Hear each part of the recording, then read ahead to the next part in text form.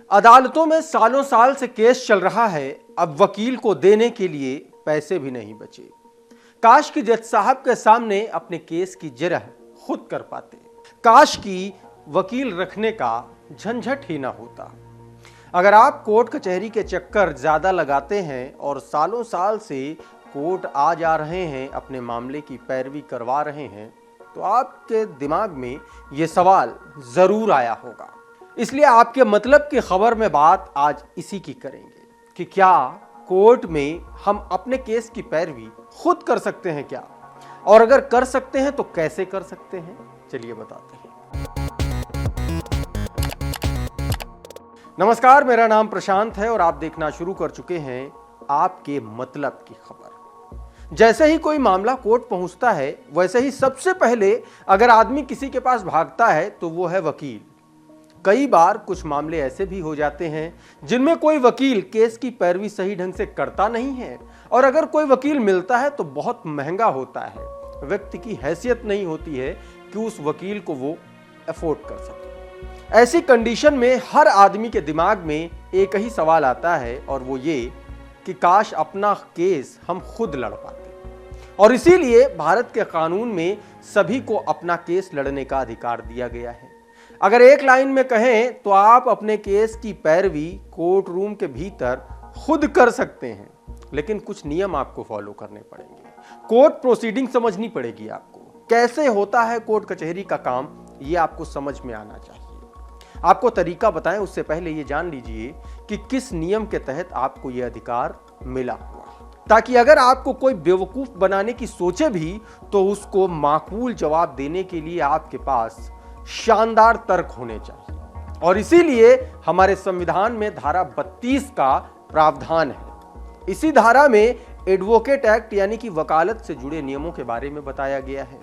Advocate act 1961 के मुताबिक जब भी कोई व्यक्ति किसी सिविल या आपराधिक मामले में फंस जाता है तो वो कोर्ट में अपना केस खुद लड़ सकता है। और हां, इसके लिए आपको किसी तरह की लॉ की डिग्री की भी जरूरत नहीं पड़ती है। अब सवाल उठता है कि यह कैसे किया जा सकता है, इसका प्रोसेस क्या होता है। कोई व्यक्ति अगर अपना केस लड़ना चाहे तो वो कौन सा प्रोसेस फॉलो करे या फिर किसके पास जाए। तो इसके लिए सबसे पहले आप उन जज साहब के पास जाइए जो आपका केस देख रहे हैं। उनको अपनी पूरी बात बताइए कि आप अपना केस खुद क्यों लड़ना चाहते हैं।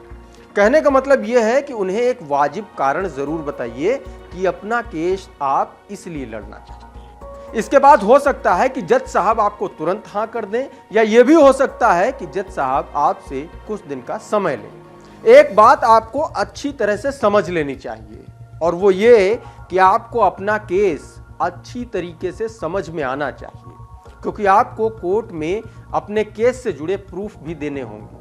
इसके साथ साथ आपको कोर्ट के अंदर होने वाली कार्यवाही के सभी चरणों को अच्छे से समझकर ही अपना केस लड़ने की परमिशन लेनी चाहिए। इसके अलावा आप जिस भी धारा के तहत मुकदमा दर्ज कर रहे हैं या कर रही हैं, उसके बारे में पूरी जानकारी आपके पास होनी चाहिए।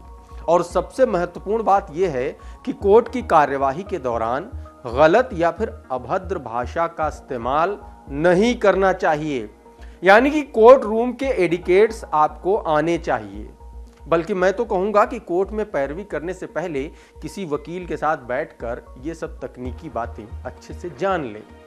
इसके अलावा अगर आप खुद अपने केस की पैरवी कोर्ट में करने जा रहे हैं तो आपकी हिंदी और अंग्रेजी भाषा पर पकड़ बहुत अच्छी होनी चाहिए। आप सुब्रमण्यम स्वामी को जानते होंगे। इन्होंने वकील न होते हुए भी कई बार अदालतों में अपना केस खुद लड़ा है। आपको बता दें कि इन्होंने वकालत नहीं पढ़ी है, लेकिन फिर भी इन्हें कपिल सिब्बल, मनीष तिवारी, दिवंगत राम जेठमलानी जैसे वकीलों से बहस करते हुए कई बार देखा गया है। हालांकि ज्यादातर मामलों में उनकी पत्नी रॉक्सना स्वामी, जो खुद एक जानी मानी वकील हैं, उनकी लीगल टीम उनका प्रतिनिधित्व करती है। एक और बात, इस नियम में कुछ अपवाद भी हैं। पावर ऑफ अटॉर्नी के हिसाब से व्यक्ति व्यक्तिगत मुकदमे के लिए अदालत में अपना केस लड़ सकता है, लेकिन किसी दूसरे का केस वो नहीं लड़ सकता। अगर आप मजलूम हैं, मजबूर हैं, तो आपके पास एक और तरीका है। अगर आपके पास वकील करने की सामर्थ्य नहीं है, पैसे नहीं है, तो आप कोर्ट रूम में इसके लिए गुजारिश कर सकते हैं, जिसके बाद कोर्ट की तरफ से फ्री में या बिना किसी खर्च के सरकारी वकील को आपके केस के लिए अपॉइंट कर दिया जाता है। अब अगर यहां तक रुककर आपने ये वीडियो देखा है तो उम्मीद है कि ये वीडियो आपको अच्छा लगा होगा, इसमें दी गई जानकारी आपके काम की होगी।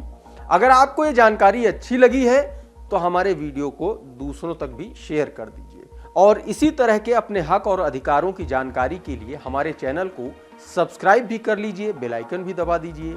ये वीडियो अगर आप हमारे फेसबुक पेज पर देख रहे हैं तो हमें फॉलो भी कर लीजिए। हमारे प्लेटफॉर्म का नाम है डेली लाइफ।